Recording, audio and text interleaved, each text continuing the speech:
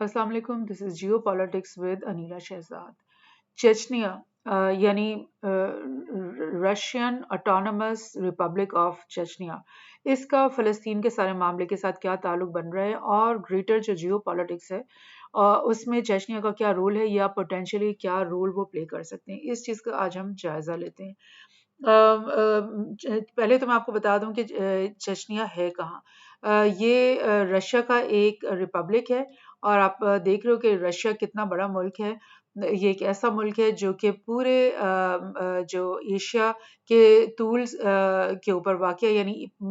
Extreme जो east है वहाँ से रशिया शुरू होता है और एक्सट्रीम वेस्ट तक पूरे जो इसका तूल है एशिया का उसके ऊपर ये फैला हुआ मुल्क है। और इसी मुल्क का कुछ हिस्सा जो है वो इस बेल्ट में जिसको काकाकुस बेल्ट कहते हैं इसके अंदर भी इसके बहुत सारे सूबे पड़ते हैं और इन्हीं सूबों में से एक सूबा है ये चेचनिया।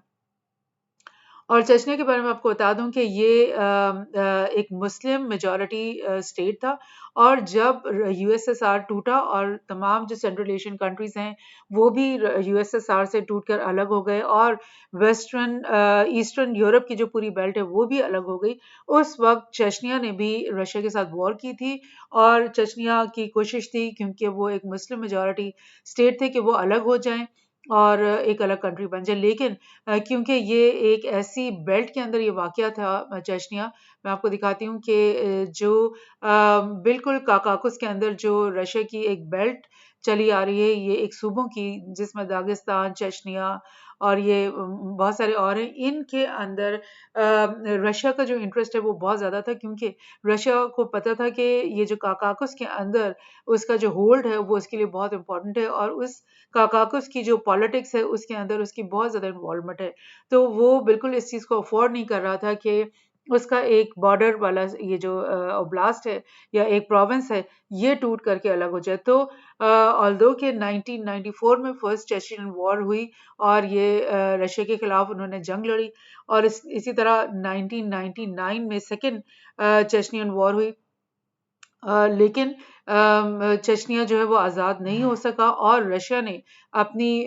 थोड़ी सी जो लाहे अमल है अपना स्ट्रैटेजी वो इनके साथ तब्दील की और जब सेकेंड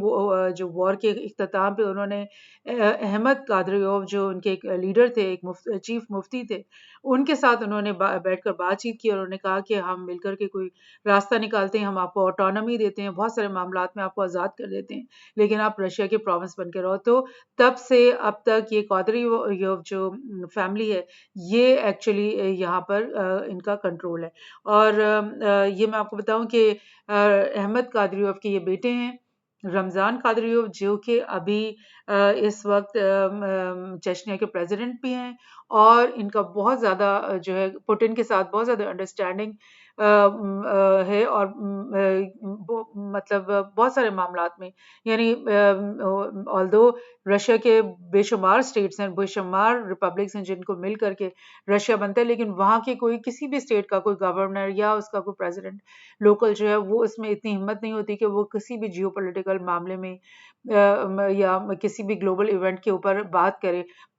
पुतिन और उसके जो फॉरेन मिनिस्टर हैं लावरोव उनके अलावा कम ही किसी की आपने कोई स्टेटमेंट सुनी होगी लेकिन ये एक वाहिद स्टेट है इनका या रिपब्लिक है चेचनिया जिनके ये जो रमज़ान कादरियोव हैं इनको खुली छूट दी हुई है पुतिन ने कि तुमने जिस मामले में भी बात करनी मुस्लिम कंट्रीज के मामलात में वहाँ वो तुम्हें बात करने की इजाज़त है। इसलिए ये जो कादरियोव है ये इसकी बहुत ज़्यादा पॉलिटिकल स्टैंडिंग बनती जा रही है मुस्लिम कंट्रीज के अंदर और उन तमाम मामलात में जहाँ पर मुस्लिम कंट्रीज के अंदर जो इश्यूज चलते आते हैं उनमें इनका बहुत अमल दखल बढ़ता जा रहा है। सो ये जब फ़लस्तीन का ये जो वाक़या शुरू हुआ हमास और इसराइल की लड़ाई तो डे वन से ही कादरियोव ने ये बयानात उनके सामने आ गए कि वो फुली तौर पे पैलेस्टाइन को सपोर्ट करते हैं और इसराइल जो कर रहा है गासिबाना किस्म की कार्रवाइयाँ इनके खिलाफ उनके खिलाफ उसने जो है साफ तौर पर बयानात दिए और ये 10 अक्टूबर की ये मैं न्यूज़ आपसे शेयर कर रही हूँ कि इन्होंने उस वक्त ये कहा कि पीस कीपर जो है हमें यानी हमारी फोर्सेस को या हमारे जो फौजी हैं उनको आप फ़लस्तीन के अंदर पीस कीपर बनाकर भेजो और यूएन के अंडर हमें भेजो, और फिर हम देखेंगे कि किस तरह फ़लस्तीनियों के साथ कोई ज़्यादती होती है और किस तरह से जो इज़राइल है वो कोई गड़बड़ करता है उनके साथ। तो ये तब से उन्होंने ये ऑफ़र की हुई है। तो ये मैं आपको इस साथ शेयर कर रही हूँ कुछ और न्यूज़ जिससे पता चले कि कादरियोव का कितना ज़्यादा अमल दखल है इंटरनेशनल पॉलिटिक्स के अंदर। यहाँ पर मैं आपको दिखा रही हूँ पुतिन के साथ उसकी कितनी ज़्यादा अंडरस्टैंडिंग है। पुतिन ने खुद 2021 में आकर के कादरियोव को कहा कि तुम इलेक्शन लड़ो और चेचनिया के अंदर तुम प्रेसिडेंसी का इलेक्शन लड़ो, और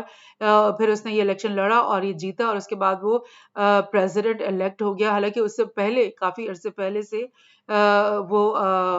एक डी फैक्टो वहाँ पे रूलिंग जो है इन्हीं की थी और इनके फादर की रही। तो इससे मैं आपको बता रही हूँ कि पुतिन के साथ उनकी जो अंडरस्टैंडिंग है वो बहुत ज़्यादा है। और स्पेशली मैं आपको बताऊँ कि ये जो रशियन यूक्रेन वॉर हुई और उसमें आपने देखा कि जो रशिया की जो एक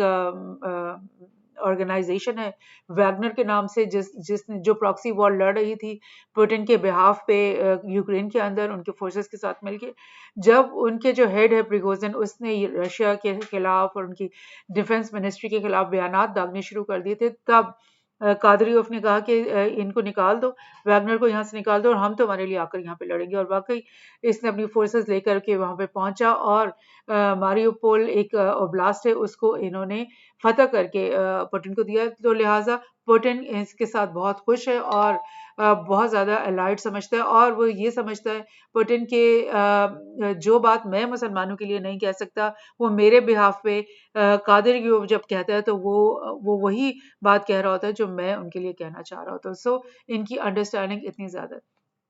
ये मैं आपको कुछ न्यूज़ शेयर कर रही हूँ। जब सीरियन वॉर हुई थी उस वक्त भी जो अहमद कादरियोव फाउंडेशन के नाम पे इनकी एक फाउंडेशन बनी हुई है चेचनिया के अंदर, इन्हीं के फादर के नाम पे, और उन्होंने 120 टन्स ऑफ फूड का एक एड भेजी सीरिया में और खुद डिस्ट्रीब्यूट करवाई, और इसी तरह से वो और भी इनकी एड करते रहे डिफरेंट मौक़ों पे। सो ये इस तरह की इनकी स्टैंडिंग है कि वो इंटरनेशनल मामलात में जब आप जाके लोगों की हेल्प करोगे और जाके उनकी एड भी करोगे और उनकी मामलात में उनके डिफेंस में बात भी करोगे इंटरनेशनल मीडिया में आकर के, तो ज़ाहिर है आपकी स्टैंडिंग बढ़ती चली जाएगी। इस तरह मैं आपको ये बताऊं कि फ़लस्तीन में अहमद कादरियोव के नाम से इन्होंने ईस्ट जेरूसलम में लाइक एक मस्जिद बनवाई हुई है, और ये अफसोसनाक खबर है कि हमास जब हमले कर रहा था और उनकी इसराइल के किसी शहर पर मिसाइल दाग रहा था तो गलती से ये एक मिसाइल जो है इसी मस्जिद में आकर के गिरा और ये न्यूज़ बन गई। हालांकि ज़ाहिर है हमास का ऐसा इरादा तो नहीं होगा, लेकिन ये मैं आपको बताऊं कि ये इन्होंने अपने नाम अपने फादर के नाम से एक मस्जिद यहाँ पे बनाई हुई है। तो आप ये सोचो कि पाकिस्तान के तो किसी लीडर ने जाकर के जेरूसलम में अपने नाम से मस्जिद नहीं बनवाई है, तो इनका यहाँ पर मस्जिद बनवाना दैट मीन्स कि इनका इस सारे रीजन के मामलात में कितना अमल दखल है, कितना इन्वॉल्वमेंट है और कितनी इन लोगों की उनके साथ जो है वो मिलाप है। एक और मैं आपको शेयर करती हूँ। टेंस ये चार्ली हेब्डो का जब वो कार्टून्स का इश्यू बना था 2015 में, उस वक्त चेचनिया में ख़ास तौर पे सारी दुनिया में ही बेशुमार प्रोटेस्ट हुए थे इनके खिलाफ, लेकिन चेचनिया में भी ख़ास तौर पर जो है वो बहुत हज़ारों लोगों का के जलसे वहाँ पे हुए और कादरियोव उन जलसों को हेड करता रहा और उसने बहुत साफ लफ्ज़ों में कहा कि ये चीज़ हमें काबिल कबूल नहीं है। इवन उसने बढ़ कर के ये भी बोला कि मैक्रोन जो है जिसने लाइक उस वो भी चेचनियन एक लड़का था जिसने उस टीचर का कत्ल किया था जिसने अपनी क्लासरूम में वो कार्टून दिखाए थे और मुस्लिम बच्चों को उसने हरास किया था वो कार्टून दिखा के। तो उसका जो कातिल था उस टीचर का, वो भी मैक्रोन ने कहा कि जिसने इसको मारा है वो टेररिस्ट है। लेकिन चेचनियन का जो ये कादरियोव लीडर है इसने उस वक्त कहा कि मैक्रोन जो है वो फोर्स कर रहा है लोगों को कि वो टेररिज्म करें, क्योंकि जब आप उनको ये कार्टून्स बनाओगे, उनके दिलों को दुखाओगे और उनको गुस्सा दिलाओगे, एग्रीवेट करोगे, तो फिर वो ऑटोमेटिकली रिटेलिएट तो करेंगे। तो उसने इवन ये कहा कि मैक्रोन खुद एक टेररिस्ट है और उसने वो टेररिज्म बढ़ा रहा है अपने मुल्क के अंदर। सो ये उसका स्टैंड है। बांग्लादेश में जब रोहिंग्या के रेफ्यूजीज भाग करके बांग्लादेश में आए, म्यांमार से भाग करके वो बेचारे समुद्र के रास्ते से कितनी मुश्किलों से बांग्लादेश पहुंचते थे और कई तो समुद्र में मतलब डूब जाते थे, और कई जो है वो ऐसे होते थे जी कि बांग्लादेश जो है वो कहता था हम अपनी बॉर्डर्स नहीं खोल सकते इनके लिए, इनको वापस भेजो। तो बहुत कस्मा पुरसी की हालत में होते थे ये रोहिंग्या के लोग, और आज भी उनका साथ यही सलूक हो रहा है, यही उनका के साथ हो रहा है। उस वक्त कि ये मैं आपको खबर शेयर कर रही हूँ 2018 में, उस वक्त कादरियो फाउंडेशन ने अपने इन रेफ्यूजीज, रोहिंग्या रेफ्यूजीज के लिए मदद भेजी, तब भी भेजी, उसके अलावा भी वो भेजते रहते हैं, और उनकी जो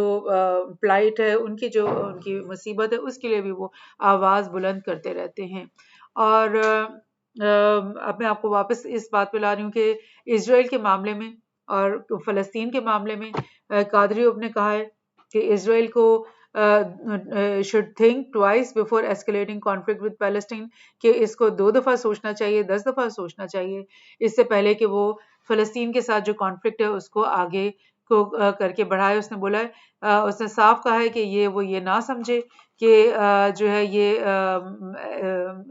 ये चीज़ वो करेगा और मुसलमान जो है वो खामोशी से बैठे रहेंगे, और इसी तरह से ये चीज़ जब वो दिल चाहेगा उसका तो वो ख़त्म कर लेगा, और जब वो दिल चाहेगा तो उसको शुरू करेगा। ऐसा नहीं होगा, और वो थ्रेटन कर रहा है कि वो एक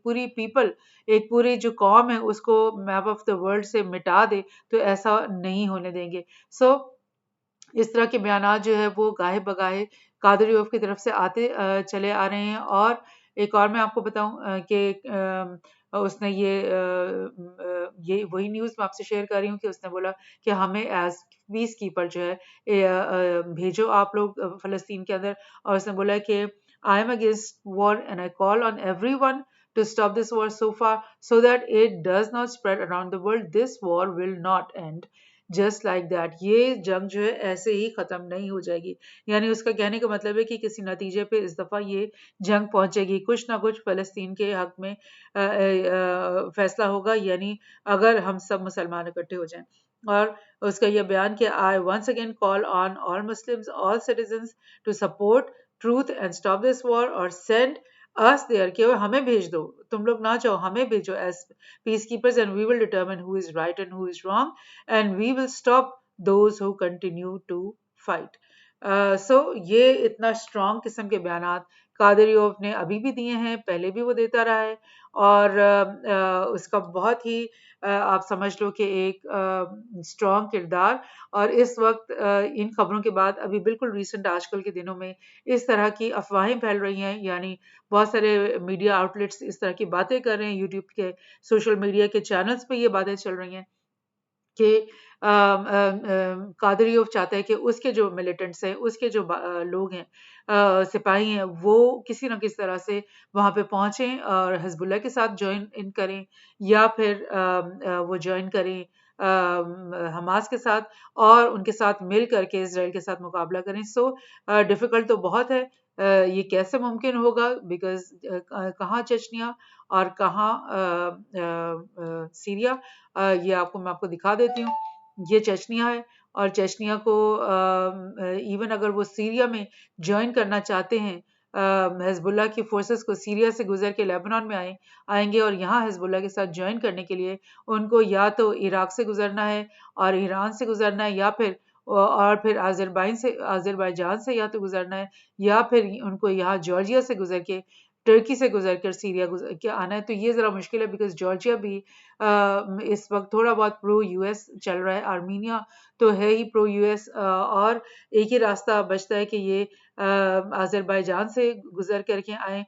लेकिन वहाँ पे भी काफ़ी मामलात हैं जिनका मैं आपको एक अगली पॉडकास्ट में बताऊंगी। तो बड़ा इंटरेस्टिंग भी है, बड़ा बड़ा मतलब पेचीदा भी मामलात हैं। जो काकाकुस रीजन है उसकी इन्वॉल्वमेंट आप देखिए कितनी ज़्यादा है इंटरनेशनल मामलात में। लेकिन सबसे बड़ी बात जो